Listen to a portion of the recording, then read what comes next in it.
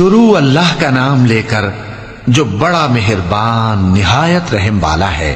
جو لوگ کافر ہیں یعنی اہل کتاب اور مشرک، وہ کفر سے باز رہنے والے نہ تھے یہاں تک کہ ان کے پاس کھلی دلیل آ جائے، یعنی اللہ کا ایک پیغمبر جو پاک اوراق پڑھ کر سناتا ہے جن میں مستحکم آیتیں لکھی ہوئی ہیں، اور اہل کتاب جو فرقوں میں بٹے ہیں تو دلیل واضح کے آنے کے بعد ہی بٹے ہیں، حالانکہ ان کو حکم تو یہی ہوا تھا کہ اللہ کی عبادت کریں، اطاعت کو اسی کے لیے خالص کرتے ہوئے یکسو ہو کر، اور نماز قائم کریں اور زکوٰۃ دیں، اور یہی مضبوط اصولوں والا دین ہے۔ جو لوگ کافر ہیں یعنی اہل کتاب اور مشرک، وہ دوزخ کی آگ میں پڑیں گے اور ہمیشہ اسی میں رہیں گے۔